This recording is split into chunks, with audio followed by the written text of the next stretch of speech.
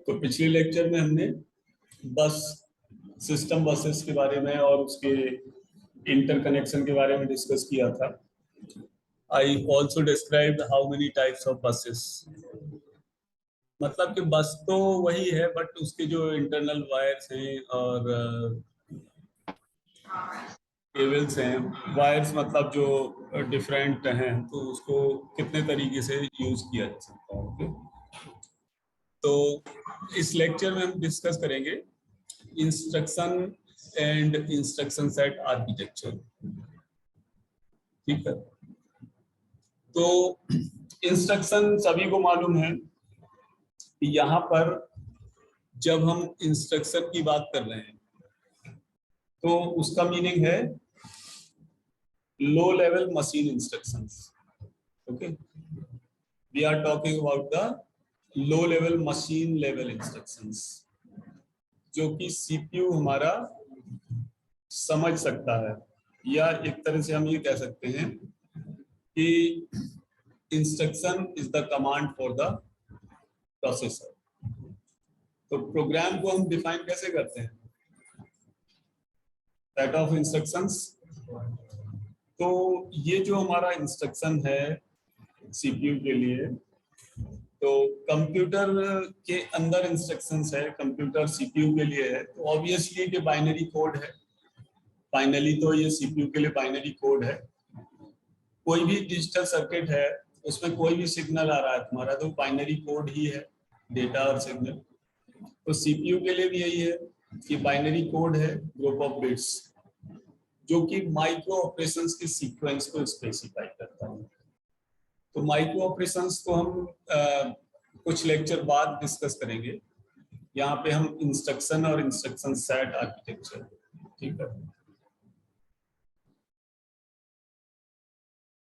तो ये जो हमारा इंस्ट्रक्शन है टोटली मशीन या असेंबली लैंग्वेज लेवल पे है, यानी हार्डवेयर लेवल पर। और असेंबली लैंग्वेज क्या है, तुमने अगर सुना होगा, कभी देखी नहीं होगी, तो नेट पे सर्च करके देख लेना एक बार, असेंबली लैंग्वेज फॉर 8085 प्रोसेसर, क्योंकि वो सिलेबस में भी है तुम्हारे और तुम लोगों को पढ़ना भी है असेंबली लैंग्वेज। तो असेंबली लैंग्वेज क्या है, निमोनिक फॉर्म की है, कोड फॉर्म की, कि कोई भी इंस्ट्रक्शन है तो वो दो तीन चीजें स्पेसिफाई कर रहा है कि उस इंस्ट्रक्शन से ऑपरेशन क्या परफॉर्म होगा और उसके लिए ऑपरेंड्स की लोकेशन क्या है और नेक्स्ट इंस्ट्रक्शन कहाँ से मिलेगा। तो ये चीजें, ये जो इंफॉर्मेशन है किसी इंस्ट्रक्शन में, चाहे वो बाइनरी फॉर्म में रिप्रेजेंट करो या सिंबॉलिक फॉर्म में। सिंबॉलिक मतलब कि उस इंस्ट्रक्शन के लिए जो ऑपरेशन कोड है उस कोड को सिंबॉलिकली लिखो, और जो ऑपरेंड्स हैं, operands can be the register और मेमोरी लोकेशंस, और direct value can be there inside the instruction. तो अभी क्या है कि थोड़ा सा ये असेंबली लैंग्वेज बड़ा विचित्र सा लग रहा होगा, बट धीरे धीरे I will be talking about that and I will be using the assembly instructions. तो you will be aware about it later on, and last में हम इसको डिस्कस करेंगे V8085।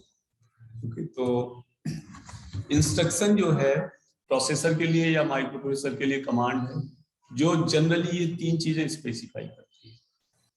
पहला क्या है, अगर कोई इंस्ट्रक्शन है तो सबसे पहले इंस्ट्रक्शन के द्वारा प्रोसेसर को ये तो मालूम चले कि ऑपरेशन क्या करना है। सपोज इंस्ट्रक्शन है मल्टीप्लाइकेशन के लिए, ठीक है, या एडिशन के लिए, तो वो इंस्ट्रक्शन से स्पेसिफाई होना चाहिए ना कि एडिशन के करस्पॉन्डिंग कोई ना कोई कोड एक स्पेसिफाई होना चाहिए। दूसरा, जब ऑपरेशन है तो ऑपरेंड्स भी होंगे। अब ऑपरेंड्स कहाँ से आएंगे? वो मेमोरी में भी हो सकते हैं, रजिस्टर्स से भी हो सकते हैं, या इंस्ट्रक्शन के अंदर भी हो सकता है। ठीक है, तो ये जो ऑपरेंड्स की लोकेशंस हैं, how to find the operands, इसको हम पढ़ेंगे एड्रेसिंग मोड्स में, कि डिफरेंट ऑपरेंड्स को how to broad the different operands inside the CPU, उनकी लोकेशंस वो कहां पर प्रेजेंट हैं, एड्रेसिंग मोड्स। और ऑपरेशन टू बी परफॉर्म, ये अभी हम आगे इसमें देखेंगे। तो जो ऑपरेशन टू बी परफॉर्म्ड है उसको हम बोलते हैं ऑप कोड या ऑपरेशन कोड। और जो लास्ट में है sequence of processing the instructions, के इस इंस्ट्रक्शंस को प्रोसेस होने के बाद नेक्स्ट इंस्ट्रक्शन के लिए एड्रेस ऑपरेंड्स एग्जीक्यूट, मतलब कि प्रोसेसिंग इंस्ट्रक्शन की सीक्वेंस चलती रहे वन बाय वन, उसका इंफॉर्मेशन।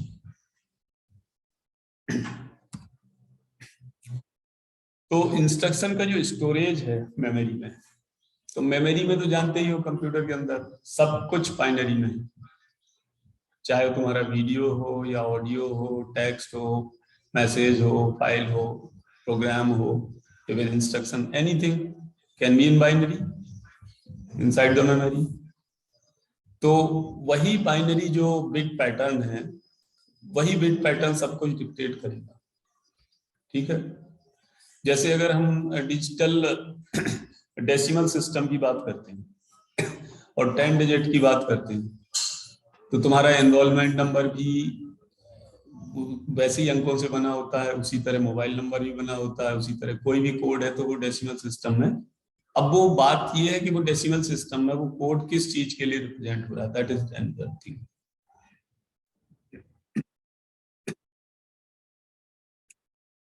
तो जो इंस्ट्रक्शंस हैं, डेटा वर्ड्स हैं, मतलब वैल्यूज हैं, वो सब मेमोरी में किसी ना किसी एड्रेस पे पड़ा होगा, ठीक है। इंस्ट्रक्शन ट्रांसलेशन, तो ट्रांसलेशन सभी लोग जानते हो क्या होता है।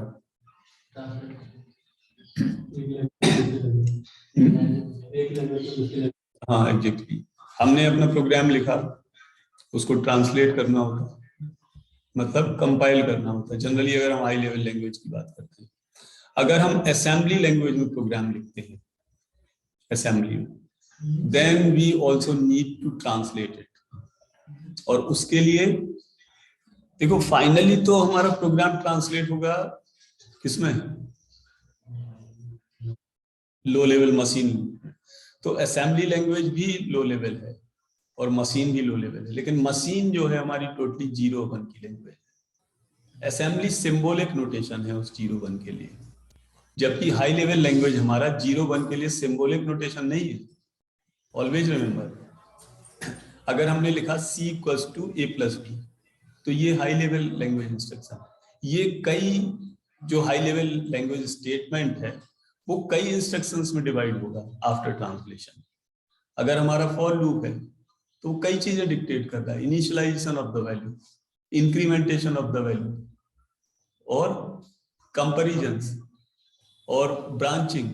ब्रांचिंग मींस कि जब कंडीशन ट्रू है तो किस लोकेशन पर जाना है इंस्ट्रक्शन के लिए, या फॉल्स है तो किस लोकेशन पर जाना है।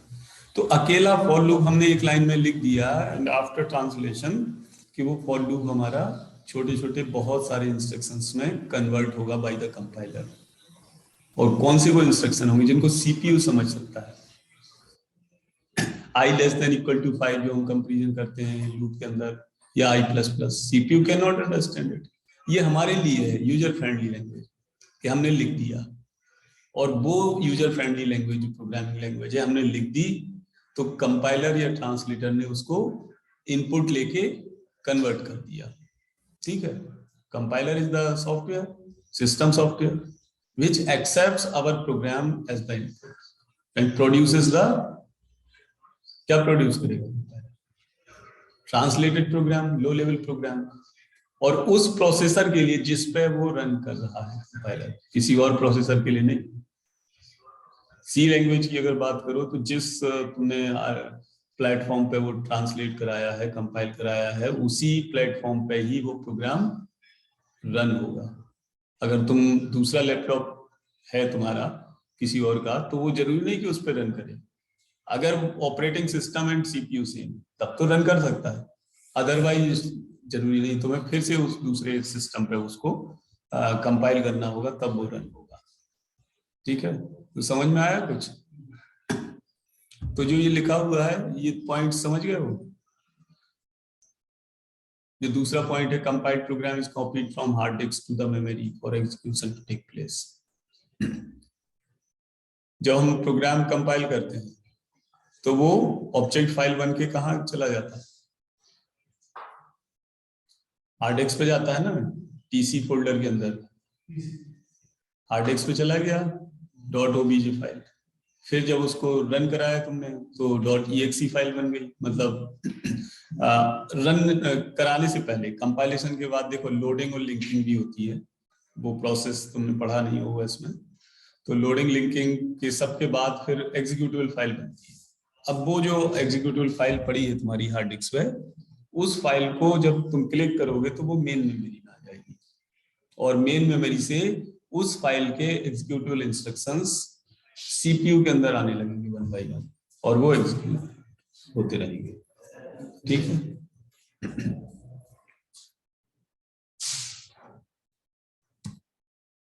इंस्ट्रक्शन की जो प्रोसेसिंग है वो मैंने बताई है कि सीपीयू मेमोरी से इंस्ट्रक्शंस और डेटा रीड करेगा, ठीक है, उनको एग्जीक्यूट करेगा। एग्जीक्यूट मतलब कि जो उनका पर्पज है, अगर इंस्ट्रक्शन का पर्पज समेशन है, समेशन परफॉर्म करेगा, कंपैरिजन है या कन्वर्जन है, ठीक है, या जो भी पर्पज है इंस्ट्रक्शन का, वो यहाँ सॉल्व होगा। अगर इंस्ट्रक्शन का पर्पज है कि स्क्रीन पे कुछ शो करना, प्रिंटफ, या जो भी हम एनीथिंग जो भी हम कंप्यूटर पे देख रहे हैं, एवरीथिंग इज सॉफ्टवेयर प्रोसेसिंग, सब सॉफ्टवेयर ही तो है यहाँ एग्जीक्यूटेबल फाइल के फॉर्म में। और जो फाइनल रिजल्ट आया फिर उसको वापस मेमोरी में सेंड करना है, नहीं। C equals to A plus B है, ये प्लस बी एडर ने सीपीयू के अंदर ऐड कर दी है, जो ए प्लस बी की वैल्यू है वो वेरिएबल सी में स्टोर होनी है। वेरिएबल सी तो मेमोरी लोकेशन है किसका, रैम के अंदर। तो सी में फाइनल वैल्यू सीपीयू से जाएगी, तभी तो स्टोर हो गए, तब तुम डिस्प्ले करा पाओगे उसको। ओके, हाई लेवल लैंग्वेज, अगर कोई तुमसे इंटरव्यू में पूछे कि हाई लेवल लैंग्वेज क्या है, तो कैसे डिफाइन करोगे?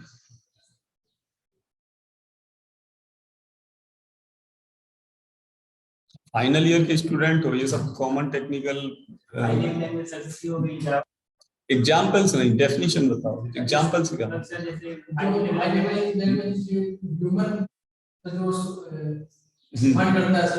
ह्यूमन कैन अंडरस्टैंड, ठीक है, और लो लेवल जो मशीन समझ सकती है, ठीक है,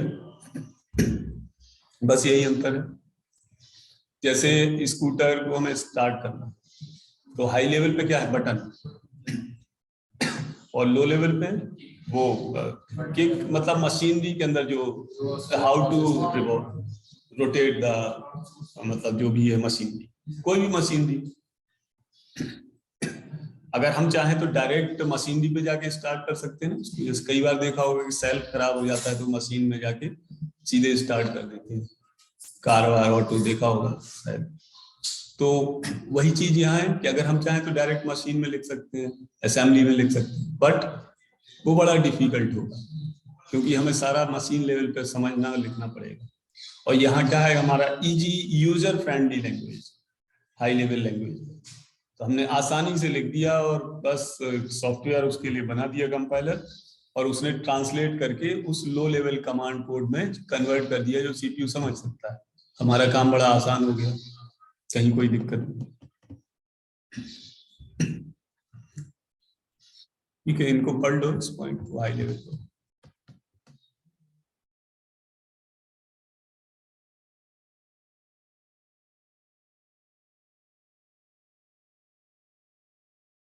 इसका एग्जाम्पल मैंने बता ही दिया है, C equals to A plus B वाला, ठीक है।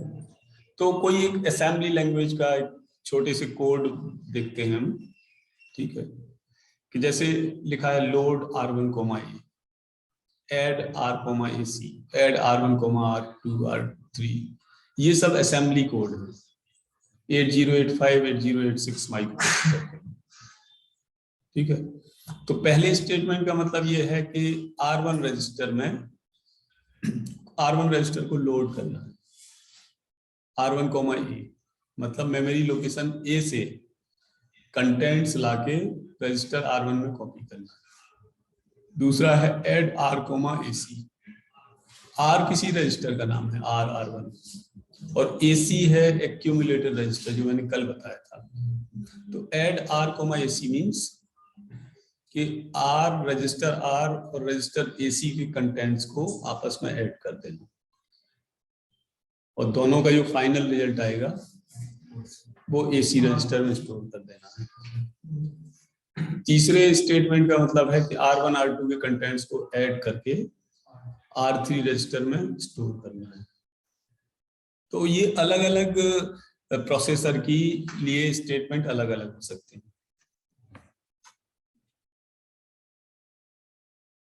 अगर हम C=A+B इस हाई लेवल लैंग्वेज स्टेटमेंट की बात करें तो इसके लिए जो कन्वर्ट होंगे ये लो लेवल में या मशीन में, ये साउंड क्लोज कर लो इसकी मोबाइल की, साउंड क्यों खोलो, साउंड तो आ ही रही है ना, नहीं हो रही, ठीक है। या फिर वो टाइम गैप हो जाता है क्या मेरे बोलने और समझने।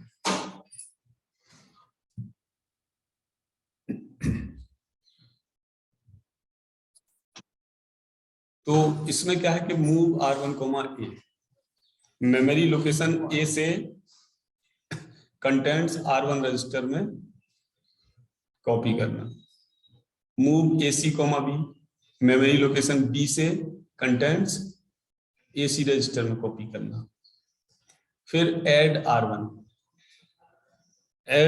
जो तीसरे पे लिखा है उसका मतलब कि R1 रजिस्टर और एक्यूमुलेटर रजिस्टर के कंटेंट्स को ऐड करके फिर एक्यूमुलेटर रजिस्टर में स्टोर कर देना। Okay, so try to understand the meaning of different 808586 instruction. ये सिलेबस में भी तुम्हारे ये असेंबली इंस्ट्रक्शंस है। तो जिसमें अब देखो इंस्ट्रक्शंस से डिक्टेट हो रहा है कि ऑपरेशन कोड क्या है, यहाँ ऐड या मूव, ऑपरेंड्स क्या है, रजिस्टर या मेमोरी लोकेशन, और बाकी जो और बिट्स हैं वो और चीज डिक्टेट करती हैं, इसके एड्रेसिंग मोड्स वगैरह।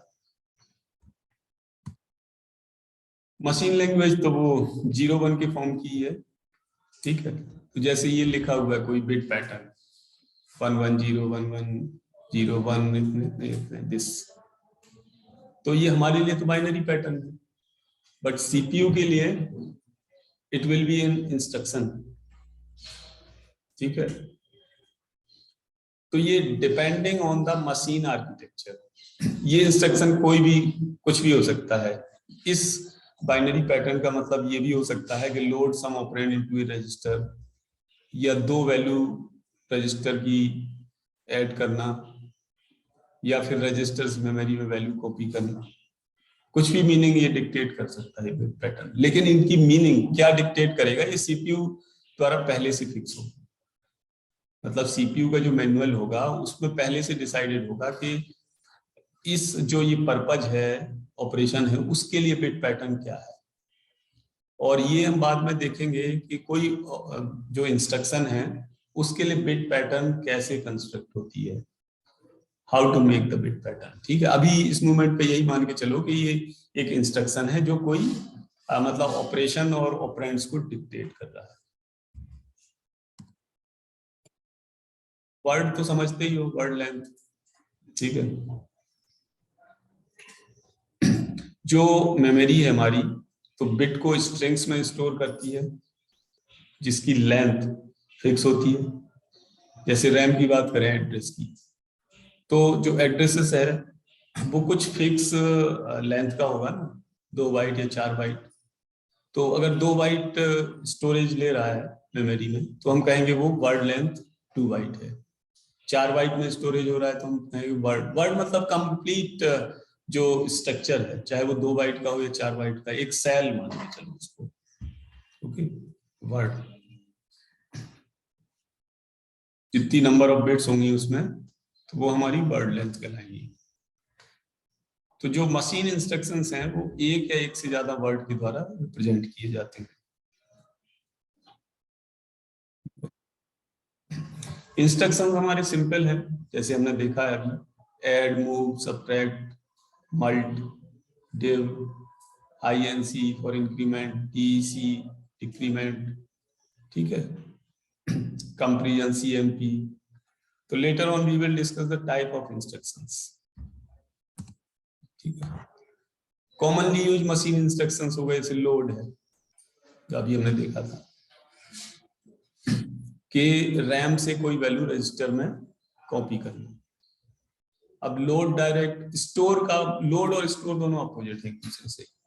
लोड का मतलब मेमोरी टू रजिस्टर है और स्टोर का मतलब रजिस्टर टू मेमोरी है। रजिस्टर से कोई वैल्यू कॉपी करना मेमोरी में।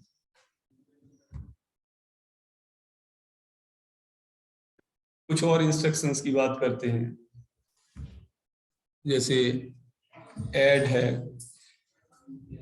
Summation of two value, comparison है, जंप है, ब्रांच है। जंप और ब्रांच कहाँ काम आते हैं हमारे? ब्रांच मीन्स कि जैसे किसी दूसरे लोकेशंस पर ट्रांसफर हो जाना कंट्रोल, और जंप का भी वही मतलब है कि दूसरे लोकेशन पर जाना, लेकिन डिपेंडिंग ऑन सम कंडीशन। जैसे jump to this memory location if I की वैल्यू 0 है, या आई नॉट इक्वल टू 0 है, या कुछ है, या आई लेस देन 5 है। जो हम इफ वगैरह लिखते हैं ना, वो सारे कन्वर्ट होते हैं इफ या लूप जंप स्टेटमेंट में। लो लेवल में वो जंप में कन्वर्ट होते हैं। ठीक है, जंप मतलब कि कोई condition, depending on some condition. अब अगर कंडीशन फॉल्स हो जाती है तो जो इंस्ट्रक्शन एग्जीक्यूट होना था अगला वाला, वो ना होके कहीं और से होगा ना। जैसे हम लिखते हैं if condition this, if block, फिर एल्स ब्लॉक। उसका मतलब क्या है कि अगर कंडीशन कोई ट्रू होगी तो लोकेशन अलग होगी इंस्ट्रक्शंस की। इफ ब्लॉक से कोई स्टेटमेंट आएगा, और अगर कंडीशन फॉल्स होगी तो कोई दूसरा एड्रेस से instruction. That is converted to the jump statement in low level language. हमारे लिए तो कोई नहीं, हाँ कंडीशन हमने लिख दी, लेकिन सीपीयू के लिए तो उसको देखना है ना कि अगर कंडीशन ऐसा है, कंपैरिजन अगर ऐसा आता है तो अब इंस्ट्रक्शन कौन से लोकेशन से लाना है। अगर कंपैरिजन फॉल्स है तो कौन से लोकेशन से लाना है।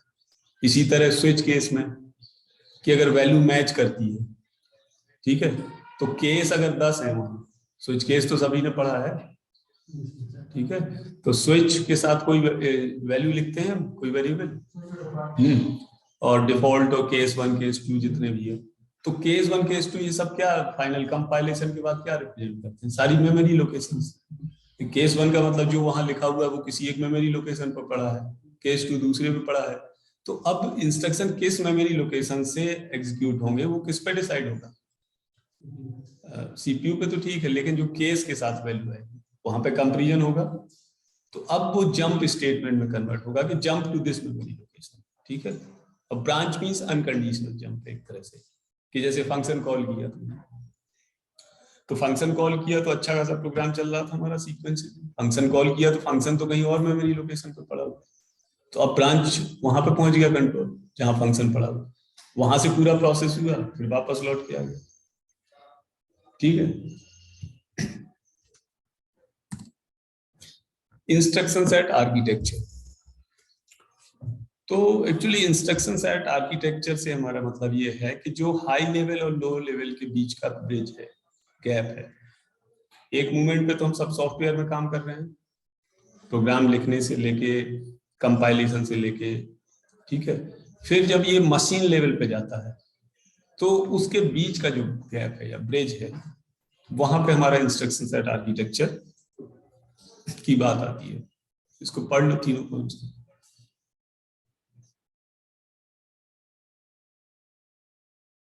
मेनली इंटरफेस के, हाई लेवल लैंग्वेज और हार्डवेयर के बीच की इंटरफेस।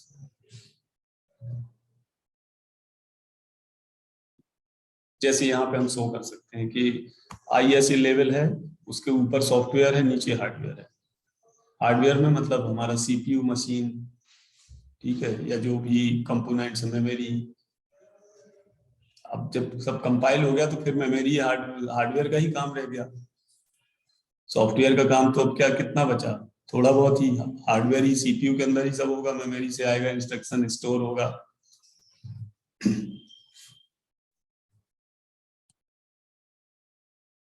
तो ISA हमारा क्या इंक्लूड करता है? Mainly storage cell, machine instruction set, और instruction format and instruction code, जो कि CPU समझ सकता है और जिस पर वर्क कर सकता है। स्टोरेज सेल में रजिस्टर और मेमोरी है, और machine instruction set next slide में भी डिस्कस कर रहे हैं। ठीक है, तो यहाँ पे मशीन इंस्ट्रक्शन और मशीन कोड, ठीक है। ये तो मैं बता ही चुका हूँ कि मशीन इंस्ट्रक्शन हमारा बाइनरी रिप्रेजेंटेशन है और हर एक इंस्ट्रक्शन के लिए यूनिक बिट पैटर्न मिलेगा। मोस्ट इंपॉर्टेंट चीज क्या है कि हर एक इंस्ट्रक्शन के लिए एक यूनिक बिट पैटर्न। ये उसी तरह से समझो जैसे कोई मोबाइल कंपनी है, उसके 1 लाख कस्टमर हैं, तो जितने 1 लाख कस्टमर हैं सबके लिए यूनिक मोबाइल नंबर होगा ना, सिम नंबर। मतलब मोबाइल नंबर से मतलब नहीं है, वो सिम नंबर ही होता है बेसिकली। तो हर एक के लिए यूनिक होगा। ऐसे ही सीपीयू जितने भी इंस्ट्रक्शन सपोर्ट कर रहा होगा 100, 150, 200, तो सभी इंस्ट्रक्शंस का एक यूनिक बिट पैटर्न होगा। यूनिक, वो दूसरे से रिजेंबल नहीं करेगा, क्योंकि हर एक इंस्ट्रक्शन की मीनिंग और ऑपरेंड्स और सब अलग है, तो वो बिट पैटर्न यूनिक होगा, भले ही वो लास्ट में केवल 1, 0 और 1 का अंतर हो। जैसे मोबाइल नंबर है, लास्ट में किसी का अगर 251 है तो किसी का 252 भी होगा, किसी का 2, लेकिन कोई 2 मोबाइल नंबर सेम नहीं होंगे। यही सेम चीज यहाँ है, ठीक है। तो सारे प्रोग्राम्स हमारे कम्युनिकेट करेंगे प्रोसेसर से इन लो लेवल इंस्ट्रक्शंस को यूज करके, ठीक है। मशीन इंस्ट्रक्शंस में जो मैंने अभी बताया था कि जो क्या क्या होता है कि ऑपकोड होता है, ऑपरेंड्स होता है, और नेक्स्ट इंस्ट्रक्शन की प्रोसेसिंग के लिए इंफॉर्मेशन। तो उसको और एलोबरेट करें हम तो 5 चीजें हम फाइंड करते हैं। जो word size, memory addressing mode, processor register, address and data format. अब इंस्ट्रक्शन सेट, तो इंस्ट्रक्शन सेट क्या है कि कंप्लीट कलेक्शन, किसी प्रोसेसर के लिए सभी सपोर्टेबल इंस्ट्रक्शन का कलेक्शन इंस्ट्रक्शन सेट है। इसमें कोई नया तो क्वेश्चन नहीं, हर एक प्रोसेसर अपने अलग अलग इंस्ट्रक्शन सपोर्ट करेगा, तो कोई प्रोसेसर जितने इंस्ट्रक्शन सपोर्ट कर सकता है वो उसका सेट उस प्रोसेसर के लिए मशीन इंस्ट्रक्शन सेट या इंस्ट्रक्शन सेट होता है।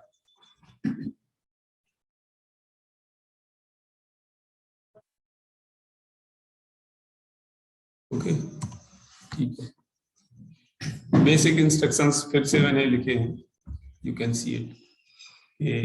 Add for addition, sub for subtraction. तो सब्ट्रैक्शन तो है ऑपरेशन, और SUB क्या है? सब का मतलब कि ये असेंबली कोड में ये स्टैंडर्ड कोड है उसके लिए। जैसे तुमने लिखा सी में इंट आई, तो इंट का मतलब क्या है? इंटीजर वैल्यू, लेकिन सी लैंग्वेज में उसको इंट लिखना है, तो इसको हम एक तरह से कीवर्ड मान के चलो, जबकि कीवर्ड ना बोल के यहाँ पे हम बोलते हैं निमोनिक। बैटरी लो हो रही है, तो चार्जर है क्या? लाइट अभी तो चलेगा 2-4 मिनट और, 6% बची है, बंद हो जाएगा। चलो तो मैं स्लाइड्स जल्दी जल्दी बता देता हूँ, ठीक है। ये इंस्ट्रक्शंस हैं,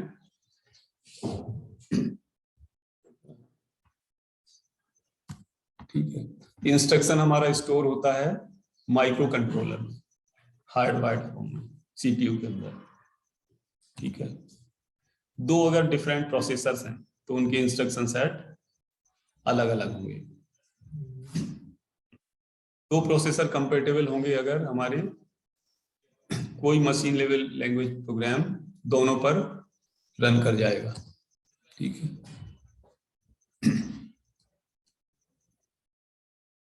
डिफरेंट टाइप्स ऑफ प्रोसेसर होगा। इंस्ट्रक्शन टाइप्स, ये लास्ट स्लाइड है, तो इंस्ट्रक्शन टाइप्स को हम आगे डिस्कस करेंगे कंप्लीट लेक्चर में। और जैसे जनरल जो कैटेगरीज हैं, जैसे मेमोरी एक्सेस इंस्ट्रक्शंस कौन से हैं, अरिथमेटिक कौन कौन से हैं, लॉजिकल कौन से हैं, कंट्रोल इंस्ट्रक्शंस कौन से हैं। Okay, so by this we have completed. Okay.